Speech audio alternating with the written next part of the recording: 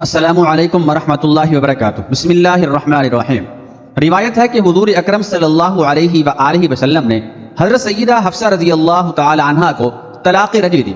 جب حضرت عمر فاروق رضی اللہ تعالی عنہ کو اس کی خبر ملی تو بہت دکھ ہوا اور شدت غم سے نڈھال ہو گئے اور کہنے لگے اس کے بعد اب اللہ کی نگاہ میں عمر رضی اللہ تعالی عنہ اور اس کی بیٹی رضی اللہ تعالی عنہ کی کوئی قدر و منزلت نہیں رہے۔ اور جب اس کی اطلاع سیدہ حفصہ بنت عمر فاروق رضی اللہ تعالی عنہ کے ماموں عثمان، قدامہ اور پسران مظعون رضی اللہ تعالی عنہ کو ہوئی تو آئے، وہ ان کے سامنے رونے لگی اور بولی اللہ کی قسم رسول اللہ صلی اللہ علیہ وآلہ وسلم نے مجھے اکتا کر طلاق نہیں دی۔ اتنے میں رسول اللہ صلی اللہ علیہ وآلہ وسلم تشریف لے آئے۔ سیدہ حفصہ رضی اللہ تعالی عنہ نے آپ صلی اللہ علیہ وآلہ وسلم سے پردہ کر لیا تو فرمایا حضرت جبرائیل علیہ السلام آئے تھے اور کہا تھا کہ میں حفصہ رضی اللہ تعالی عنہ سے رجوع کر لوں کیونکہ وہ کثرت سے روزے رکھنے والی اور شب بیدار ہے اور یہ جنت میں میری زوجہ ہوگی۔ حضرت سیدہ حفصہ بنت عمر فاروق رضی اللہ تعالی عنہ کی عمر 29 سال تھی۔ 7.5 سال آپ رضی اللہ تعالی عنہ نے اپنے محبوب شوہر محمد رسول اللہ صلی اللہ علیہ وآلہ وسلم کی معیت اور رفاقت میں گزارے۔ عہد عثمانی میں جب اجمیوں کی ایک کثیر تعداد داخل اسلام ہوئی تو قرآن حکیم کی کتابت یعنی املا، تلفظ اور تلاوت میں اختلاف کی صورتیں پیدا ہوئیں تو خلیفہ سوم امیر المؤمنین حضرت عثمان غنی ذو النورین رضی اللہ تعالی عنہ نے ام المؤمنین سیدہ حفصہ بنت عمر فاروق رضی اللہ تعالی عنہ کے پاس جو نسخہ قرآن تھا اس کی نقول کرا کر اپنی مہر کے ساتھ اپنی مملکت کے مختلف شہروں میں بھجوا دی تاکہ ہر جگہ ایک طرح کتابت و قرات ہو اور اختلاف کی کوئی گنجائش نہ رہے۔ لہذا قرآن کی ترتیب و تدوین اور اس کی حفاظت کا سہرا بھی ام المؤمنین سیدہ حفصہ رضی اللہ تعالی عنہ کے سر ہے۔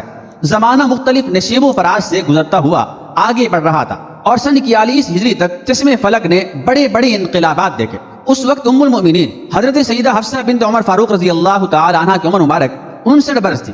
آثار بتا رہے تھے کہ اجل نے رخصتی کے لیے زندگی کے دروازے پر دستک دے دی ہے، لہذا انہوں نے اپنے بھائی حضرت عبداللہ بن عمر رضی اللہ تعالی عنہما کو بلا بھیجا۔ وہ آئے تو کہنے لگی تمہیں یاد ہوگا ابا جان نے دائی اجل کو لبیک کہنے سے قبل 1/4 حصہ مال کی میرے لیے وصیت کی تھی، یاد ہے؟ انہوں نے جواب دیا ہاں یہ بھی علم ہوگا کہ ابا جان نے یہ بھی فرمایا تھا کہ جب میں وفات پاؤں تو اس مال کو آل عمر میں تقسیم کر دیا جائے۔ معلوم ہے سیدنا حضرت عبداللہ بن عمر رضی اللہ تعالی عنہما نے کہا ہاں ام المؤمنین رضی اللہ تعالی عنہ نے فرمایا لہذا غابہ میں جو مال اور جائیداد ہے اس کو فی سبیل اللہ صدقہ کر دینا۔ بہن نے باپ کی ارشادات کے مطابق وصیت کی اور پھر چند دنوں کے بعد اچانک مدینہ منورہ میں یہ خبر پھیل گئی کہ ام المؤمنین حضرت سیدہ حفصہ بنت عمر فاروق رضی اللہ تعالی عنہ سفر آخرت پر روانہ ہو گئی ہیں۔ یہ امیر المؤمنین حضرت سیدنا امیر معاویہ ابن ابو سفیان رضی اللہ تعالی عنہ کی خلافت کا زمانہ تھا اور ان دنوں مدینہ طیبہ کا گورنر مروان تھا۔ نماز جنازہ انہوں نے پڑھائے اور کچھ دور تک جنازے کو کاندھا دیا۔ ایک ہجوم تھا کہ جنازے میں شامل تھا، آخر مومنوں کی ماں کا مقدس جنازہ تھا۔ حضرت سیدہ حفصہ رضی اللہ تعالی عنہ کے بھائی حضرت عبداللہ بن عمر رضی اللہ تعالی عنہما اور ان کے بیٹے عاصم، سالم اور حمزہ رضوان اللہ تعالی علیہم اجمعین قبر میں اترے اور اس مقدس ہستی کے جسد پاک کو سپرد خاک کر دیا۔ آپ رضی اللہ تعالی عنہ سے 60 احادیث منقول ہیں جو انہوں نے حضور اکرم صلی اللہ علیہ وآلہ وسلم اور حضرت عمر فاروق رضی اللہ تعالی عنہ سے سماعت فرمائی تھی۔